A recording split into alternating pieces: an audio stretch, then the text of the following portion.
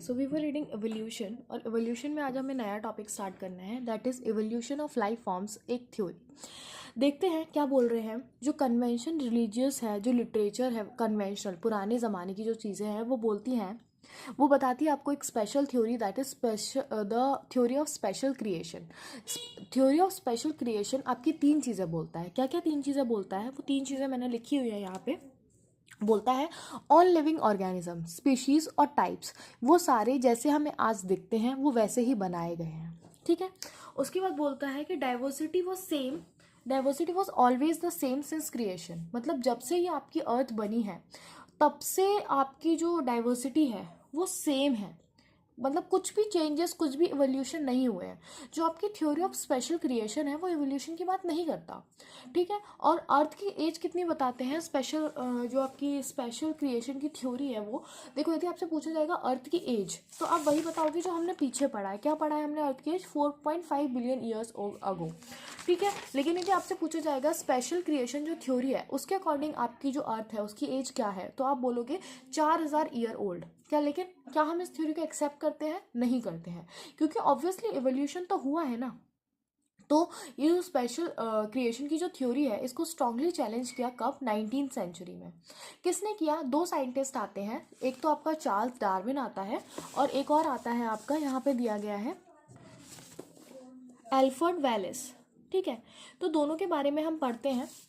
तो Charles Darwin जो थे वो वर्ल्ड टूर पे निकले थे और उनकी आपको शिप का नाम याद रखना है। कौन सी शिप पे निकले थे वो? HMS beagle.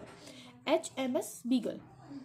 उन्होंने बोला कि जो एग्जिस्टिंग लाइफ फॉर्म्स हैं वो सिमिलैरिटी शेयर करती हैं वेरिंग डिग्री से। किससे? Among them self. मतलब जो आपकी लिविंग फॉर्म्स जो एग्जिस्ट करती हैं राइट नाउ वो सिमिलैरिटी शेयर करती हैं जो लाइफ फॉर्म्स अभी एग्जिस्ट करती हैं उनसे भी, और जो एग्जिस्ट नहीं करती हैं, जो कभी एग्जिस्ट करती थी पर अब नहीं करती, और उनसे भी सिमिलैरिटी शेयर करती हैं।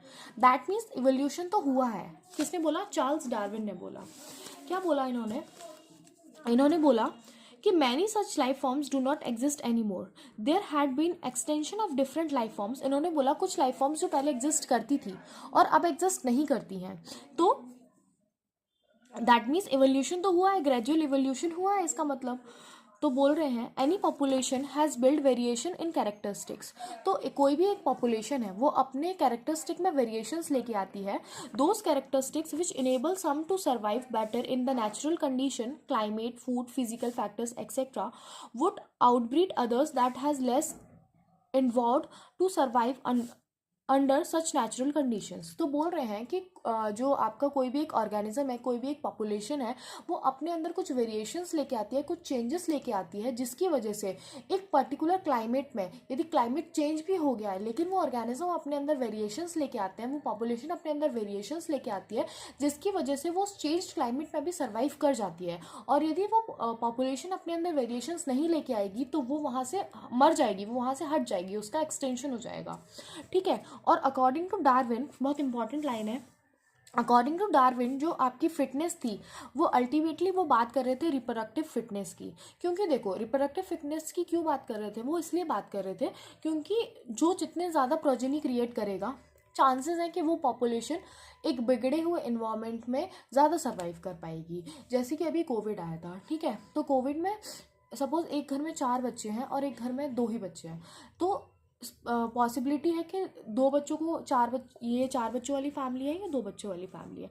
अब 2 बच्चों को कोविड हो गया तो इनके तो दोनों बच्चों को कोविड हो गया, ठीक है, और इनके भी 2 बच्चों को कोविड हो गया। लेकिन पॉसिबिलिटी है कि इनके 2 बच्चे जिंदा रह जाएंगे और आगे सर्वाइव करके अपना जो है फैमिली वो आगे कंटिन्यू कर लेंगे।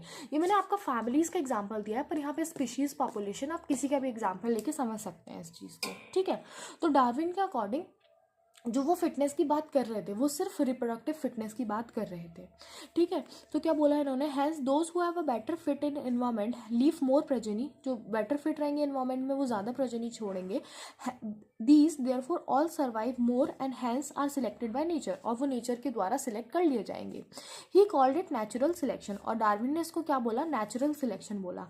And implied it as a mechanism of evolution. और उन्होंने बोला कि ये क्या है? आपका इवोल्यूशन का मैकेनिज्म है। क्या? Natural selection.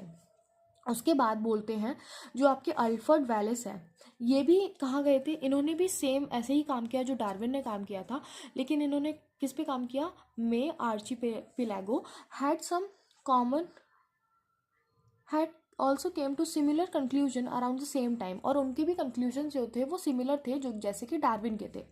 In the due course of time apparently new type of organism are recognisable, all the existing life form share similarities and share common ancestor. तो बोल रहे हैं जितने भी एग्जिस्टिंग लाइफ फॉर्म्स हैं अभी जो प्रेजेंट हैं वो आपस में सिमिलैरिटीज शेयर करते हैं और उनके एक कॉमन एंसेस्टर हैं. How ever these ancestor were present at different period in the history of earth, different periods पे प्रेजेंट थे आपके जो एंसेस्टर हैं वो, ये हम पढ़ेंगे आगे. अभी बोल रहे हैं, ये इंपॉर्टेंट लाइन है, जो जियोलॉजिकल हिस्ट्री है अर्थ की वो क्लोजली कोरिलेट करती है बायोलॉजिकल हिस्ट्री ऑफ अर्थ से. जियोलॉजिकल मतलब जैसे रेगिस्तान है वहाँ पे आपके मेनली ऊँट देखने मिलते हैं, ठीक है. तो जियोलॉजिकल जो हिस्ट्री है वो कैसे, वो आपकी कोरिलेट किससे करती है, वो बायोलॉजिकल हिस्ट्री से कोरिलेट करती है, ठीक है. नेक्स्ट लेक्चर में हम देखेंगे what are the evidences of for evolution.